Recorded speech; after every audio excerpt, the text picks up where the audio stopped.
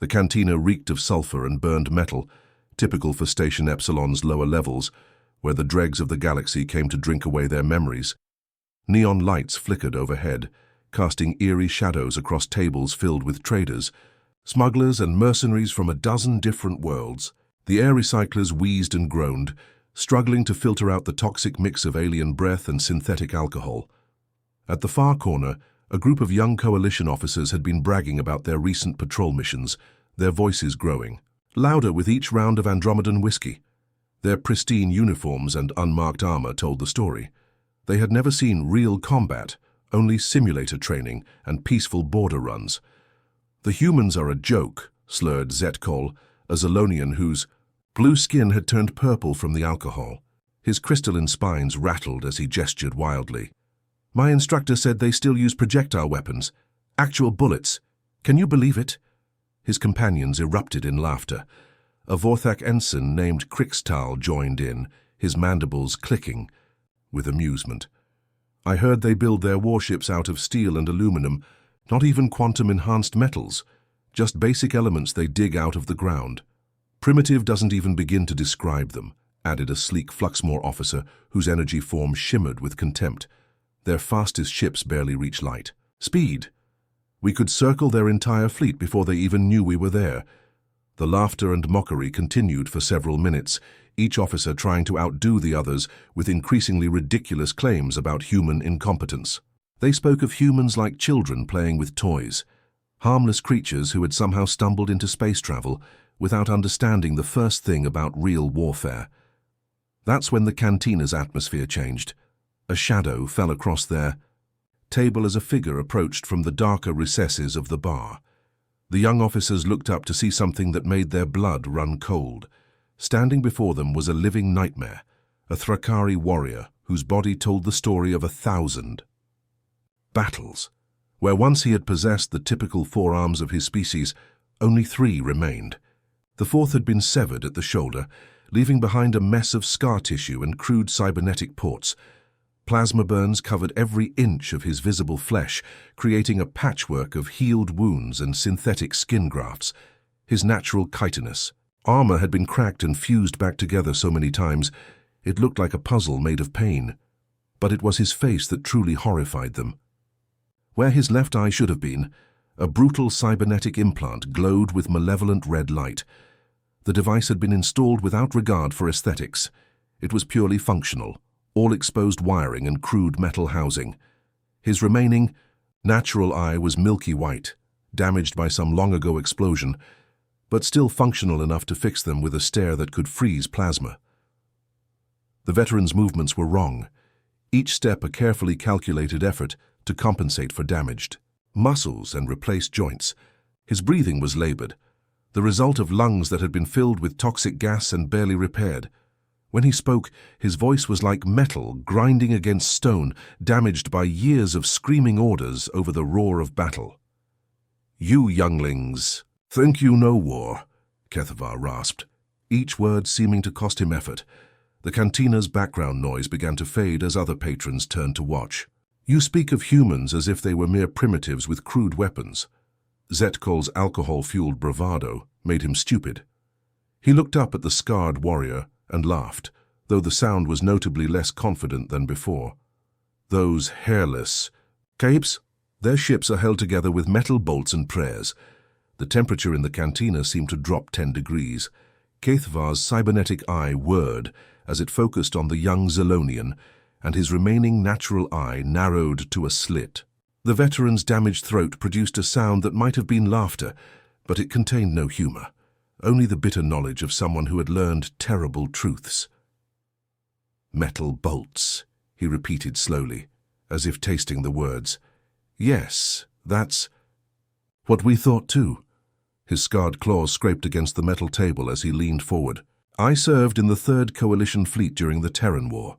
For 2 years I watched those apes turn our technological superiority into floating scrap metal." He raised his remaining claws, each one bearing the marks of combat. "I commanded a battalion of the Coalition's finest warriors.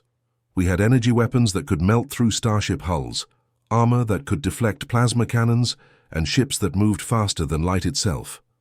The old warrior's voice dropped to barely above, a whisper, but somehow every being in the cantina could hear him clearly. "Listen well, younglings, for I am one of the few who faced the humans in combat and lived to tell about it, and what I'm about to tell you will haunt your dreams for the rest of your miserable lives." The cantina had fallen completely silent. Now, even the background hum of the station's life support system seemed muted.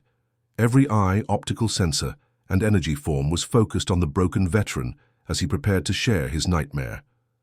Kethvar's cybernetic eye dimmed as he stared into the depths of his memory, reliving events that had scarred him more than any weapon ever could. The cantina remained deathly quiet. Even the usual hum of conversation from other tables had ceased entirely. "Our first engagement was meant to be a simple sweep," he began, his damaged voice carrying the weight of 30 years of nightmares. "Intelligence reported 3 human vessels defending their mining station in the Kepler system. Outdated designs, they said. Minimal shielding, the kind of easy victory that would boost morale for the younger troops." He paused to take a sip from his drink, the liquid hissing slightly as it touched his scarred throat. "Fleet Command assigned it to us as a training exercise. Commander Vextar was eager to blood his new recruits, show them what a real space battle looked like. We jumped into the system with 2 heavy cruisers, 4 destroyers, and a full complement of fighter wings. Over 3,000 coalition soldiers against maybe 50 humans. The veteran's remaining claw traced patterns on the table's surface, unconsciously mapping out the battle formation. The mining station was called Kepler 7, nothing more than a collection of habitat modules and ore processors bolted together around a small asteroid. Their defensive fleet consisted of 3 ships, 2 converted cargo haulers, and what looked like a civilian transport that someone had welded some gun turrets onto. A bitter laugh escaped his damaged throat. Vextar was almost insulted. He'd been expecting at least a proper military engagement, something worthy of his tactical genius. Instead, we found what appeared to be a handful of miners and traders trying to play soldier with salvaged equipment. Kethvar's natural eye focused on something beyond the cantina walls, seeing ghosts from decades past. The largest human vessel was called the Prosperity, a beat-up mining ship that looked like it had been patched together from spare parts. Our sensors showed massive structural damage, jury-rigged systems, and what our technical officer called criminally unsafe reactor modifications. He leaned forward, his voice growing more intense. Commander Vextar ordered a standard pincer movement, simple, clean, by the book. Our cruiser, Domination, would approach from the asteroid's shadow while the Conquest flanked wide to cut off any escape routes. The destroyers would form a containment perimeter while our fighters swept in to disable their engines. The cantina's patrons leaned closer, drawn into the narrative despite themselves. Several of the younger officers who had been mocking humans earlier now looked distinctly uncomfortable. What we found aboard that mining vessel was Sergeant Kim. "Taeho and his crew," Kethvar continued, his voice growing distant as the memories took hold. "Intelligence had listed him as a former military engineer turned civilian contractor. What they failed to mention was that Kim had served in the Human Colonial Defense Force for 15 years before retiring to the outer colonies. His claws scraped against the metal table, leaving shallow gouges. When our boarding pods breached their hull, we expected immediate surrender. Standard procedure, overwhelming force, minimal resistance, quick victory. Instead, we found Kim in the engine room, calmly welding a blast door shut while sparks showered down around him. Kethvar's cybernetic eye whirred as it adjusted focus, as if trying to see through time itself. Behind him, his engineer Park Tae-sung was elbow-deep in the reactor core, rewiring the containment systems with the kind of precision that only comes from decades of experience.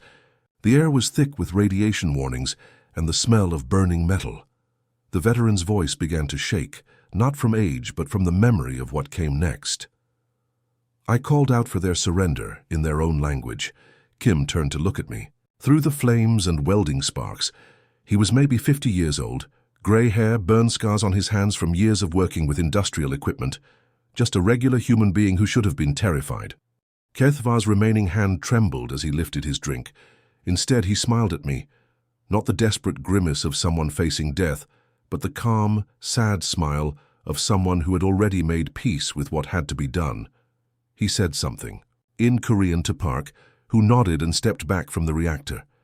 The cantina was so quiet that the hum of the life support system sounded like thunder. Kim looked me straight in the eye and said, "Tell your friends that humans don't surrender. We improvise." Then he triggered the reactor overload. Several of the younger officers gasped, their faces pale with shock. Kethvar ignored them, lost in the horror of his memories. The explosion tore through 3 decks of our assault ship. The Prosperity died instantly, taking Kim and Park and their entire crew with it.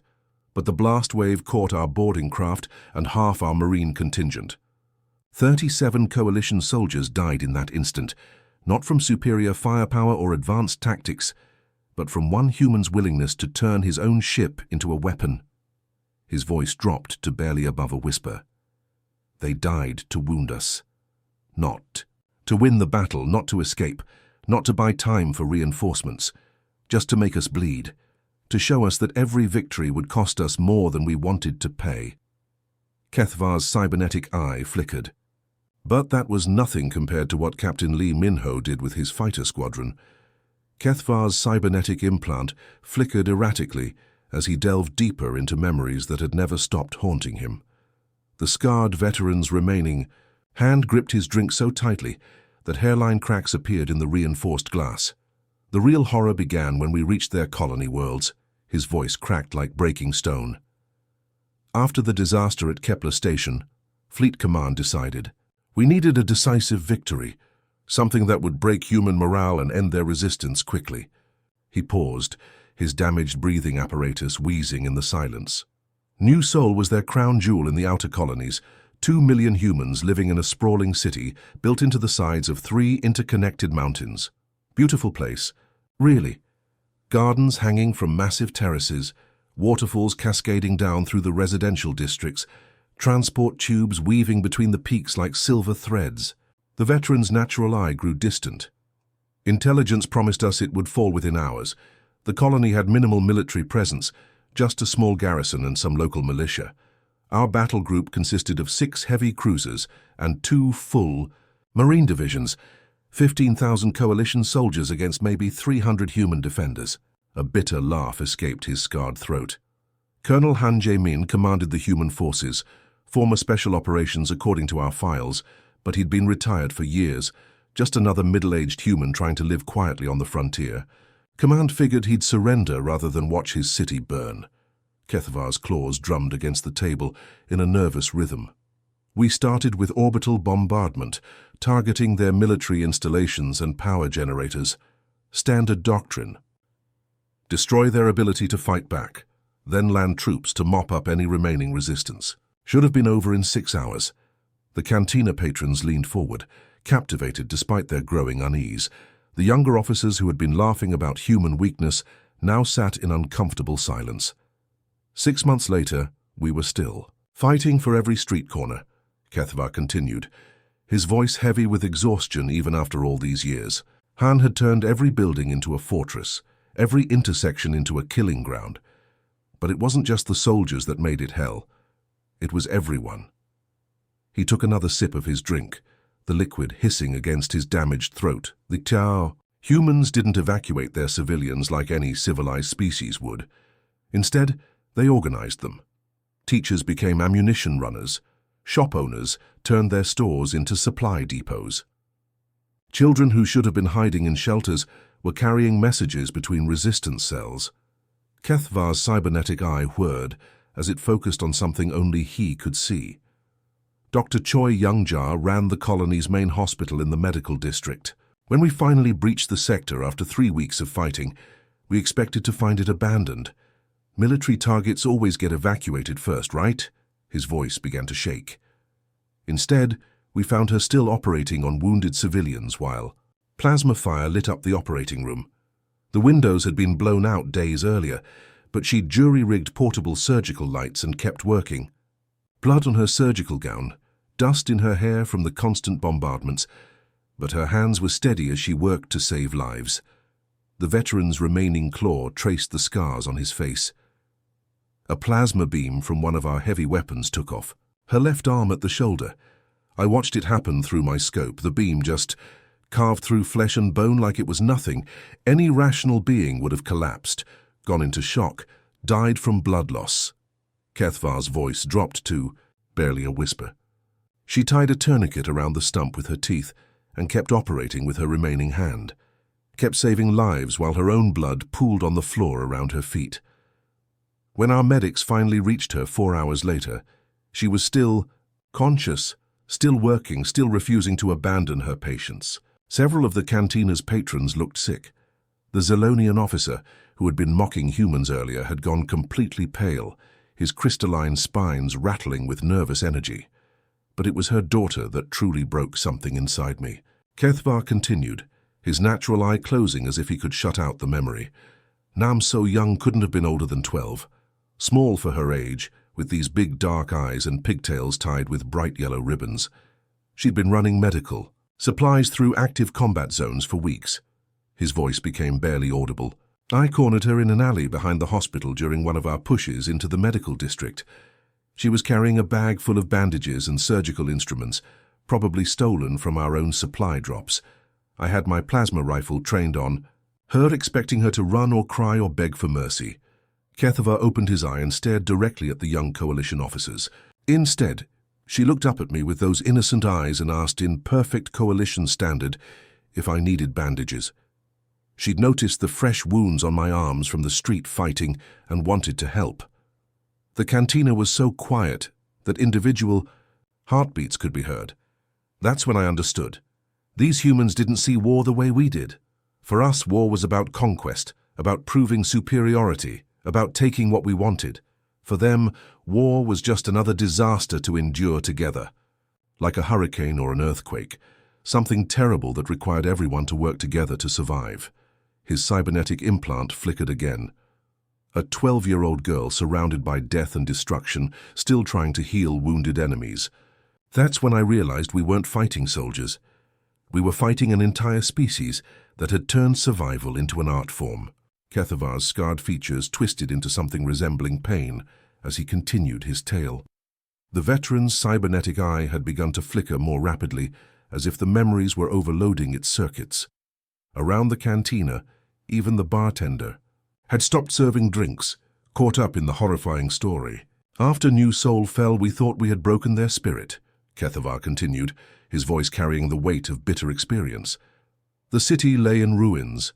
Half the buildings were nothing but rubble and twisted metal. The beautiful, terraced gardens were ash. The waterfalls ran red with blood and debris. We counted our victory and prepared to move on to the next human colony. He paused, his remaining claws drumming nervously against the table in an irregular rhythm that spoke of deep-seated trauma. Command was already planning the next phase of the campaign. Admiral Threxnal wanted to hit 5 more human worlds within the month, end the war before it could drag on any longer. We thought the hard part was over.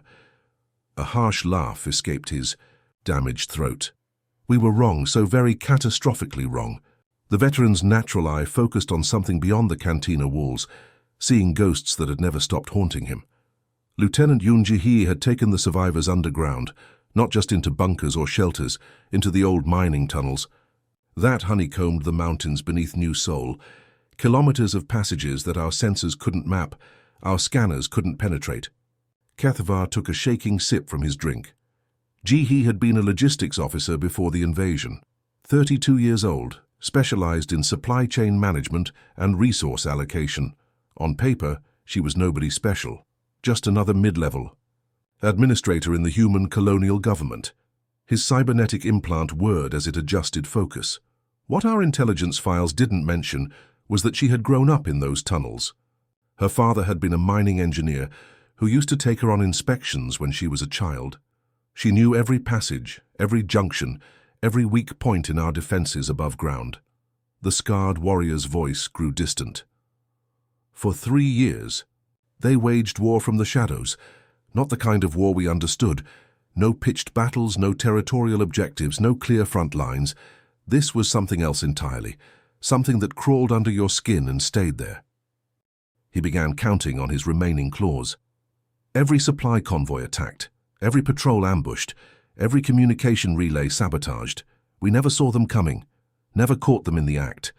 They would strike like ghosts and vanish back into the darkness before we could respond. Kethavar's voice began to shake with remembered fear. The worst part was how they used our own technology against us. Park In-soo was their demolitions expert, a chemical engineer who had worked in New Seoul's industrial district before the invasion. The humans have this saying, necessity is the mother of invention. Park proved that in the most terrifying way possible. The veteran's scarred features contorted with the memory. He could turn household cleaning supplies into explosives that punched through our armor like it was paper. Fertilizer became high-yield bombs. Medical supplies were transformed into corrosive agents that ate through our equipment. Even children's toys were weaponized. I once lost 3 soldiers to a stuffed animal filled with acid. Several of the younger officers in the cantina looked physically ill. The Vorthak ensign named Krikstal had gone completely silent, his mandibles clamped shut in horror. But it was their leader, Captain Shin Woo-jin, who truly terrified us, Kethavar continued, his voice becoming barely audible. Before the war, he'd been a colonial defense instructor, taught basic military tactics to civilian militia groups, another paper pusher who should have died in the initial bombardment. The veteran's cybernetic eye flickered rapidly. Shin didn't just fight a guerrilla war, he fought a psychological one. The man was a genius at understanding what made different species tick. He studied our languages, our customs, our cultural fears. He knew exactly which buttons to push to drive us to the edge of madness. Kethavar's remaining hand trembled as he continued. His radio broadcasts weren't threats, they were promises. Every night at exactly 2100 hours, he would hijack our communication channels. His voice was calm, conversational, almost friendly. He would tell us exactly what he planned to do, when he planned to do it, and why. The cantina had fallen so silent that the hum of the air recyclers sounded like thunder. The first time we heard him, Command thought it was a bluff, psychological warfare, nothing more. Then, exactly 24 hours later, our main ammunition depot exploded. Not from orbital bombardment or heavy weapons, from the inside out, brought down by a handful of humans with improvised explosives. Kethavar's voice cracked. The next broadcast, Shin thanked us for the fireworks display. Then he told us about the water treatment plant he planned to hit the following week. We tripled the guard, installed additional sensors, brought in our best security teams. It didn't matter. The plant went up exactly when he said it would. The veteran stared into his drink as if it held answers to questions he was afraid to ask. For 3 years, every prediction came true. Every promise was kept. We started to fear his voice more than enemy warships. Some of our soldiers would refuse to go on patrol when Shin's broadcasts mentioned their unit numbers. Others requested transfers to active combat zones because they said it was safer than staying in New Seoul. His cybernetic implant dimmed almost to nothing.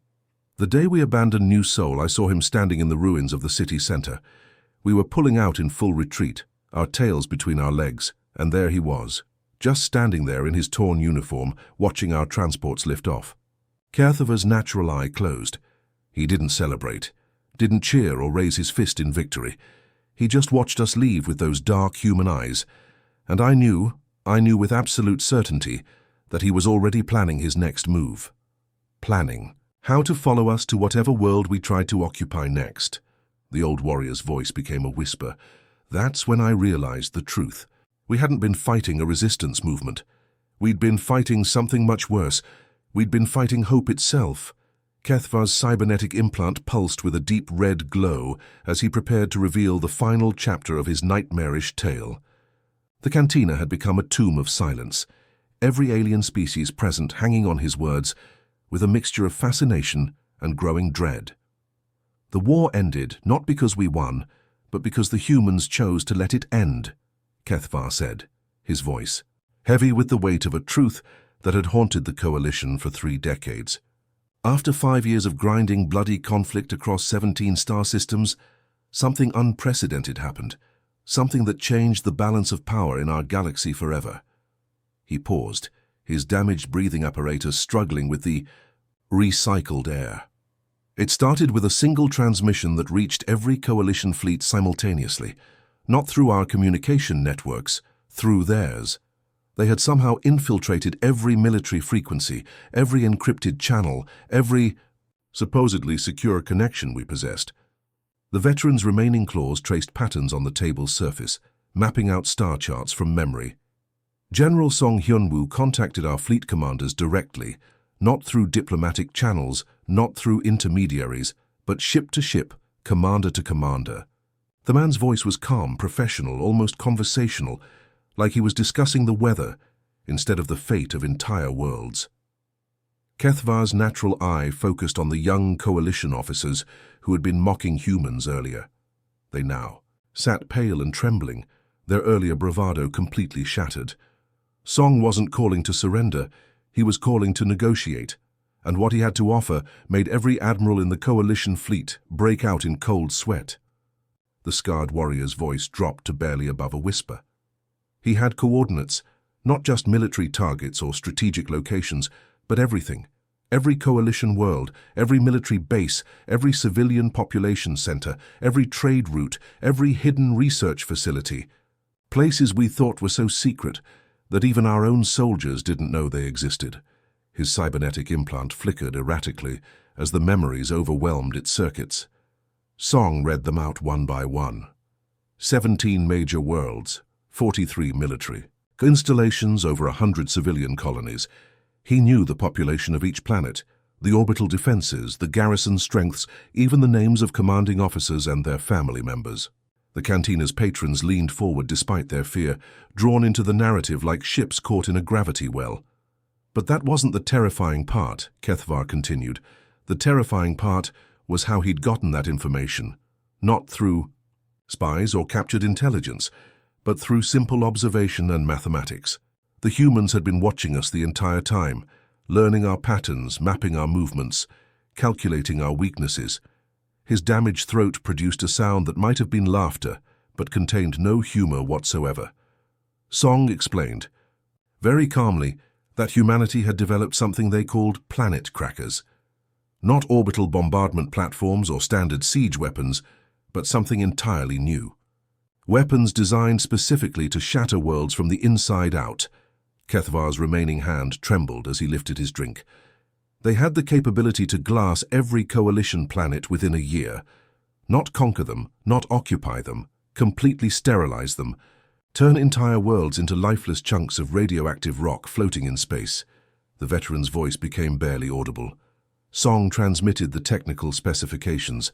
Our best scientists spent weeks analyzing them, hoping to find flaws or impossibilities. Instead, they confirmed our worst fears. The weapons were not only possible, they were elegant, beautiful, in the way that perfect death is always beautiful. Several of the younger officers looked like they might be sick. The Fluxmore energy being had dimmed considerably, its form flickering with what could only be described as terror. But then Song made us an offer, Kethvar continued, his cybernetic eye whirring as it adjusted focus. Peace in exchange for leaving human space alone, not conquest, not subjugation, not tribute. Simple coexistence. They would withdraw from conquered coalition territories, release all prisoners of war, and never venture beyond their current borders. The scarred warrior's voice grew stronger, as if drawing energy from the memory of that moment.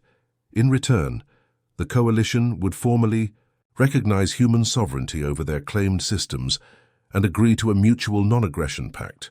No more raids, no more border incidents, no more testing their defenses, complete and total separation. Kethvar stood slowly, his damaged frame creaking like an old starship under stress. You ask why we signed the Treaty of Stars? Why the mighty coalition, with its thousands of worlds and billions of soldiers, agreed to terms dictated by a species that had barely left their home system a century earlier. His natural eye swept across the assembled aliens, each species representative of the coalition's former glory. Because we realized that humans don't wage war to dominate. They don't fight for territory or resources or glory. They wage war to protect what they love. And there is nothing more dangerous in this galaxy than someone fighting for their family. The veteran's cybernetic implant pulsed one final time before going dark. Admiral Kim Seo-jin delivered the final message to our High Command, a woman who had lost her husband and 2 sons to coalition forces, speaking with the voice of an entire species. Her words were simple, direct, and absolutely terrifying in their certainty. Kethavar's voice became hollow, echoing the exact words that had ended the war. We choose peace because we value life, but if you force our hand again, we will choose war, and next time we won't stop until every threat to humanity is eliminated. Every world that has raised a weapon against us will burn. Every species that has shed human blood will be extinct. We offer you this choice once and only once. Choose wisely. The old warrior limped toward the cantina's exit, each step a reminder of battles fought and prices paid. That was 30 years ago. They kept their word about peace. No human ship has crossed into coalition space. No human weapon has threatened our worlds. They honored the treaty completely. He paused at the doorway, his scarred silhouette framed against the flickering neon lights of Station Epsilon's corridors. But remember this, younglings. They chose to spare us. The planet crackers still exist. The coordinates are still accurate. And choice can always be changed. Kethavar looked around the silent cantina one final time, his damaged features reflecting decades of trauma and hard-won wisdom. Pray to whatever gods you worship that they never have reason to break it, because if they do, the galaxy will learn. What happens when humanity stops choosing peace? The cantina door hissed shut behind him, leaving the assembled aliens in stunned silence. For long minutes, no one spoke, no one moved, no one dared break the spell his words had cast. Finally, the young Zolonian officer who had started the evening by mocking human weakness stood on unsteady legs and walked to the bar. "Another drink," he whispered to the bartender. "Make it a strong one." As conversations slowly resumed around the cantina, they carried a different tone. No longer the casual arrogance of a superior species, but the careful respect of survivors who had finally understood the true nature of their neighbors among the stars. The Treaty of Stars had held for 30 years, and if the aliens were wise, say it would hold for 30 more. Because somewhere in the darkness between the stars, humanity waited and watched, ready to make the choice that would reshape the galaxy forever. The end.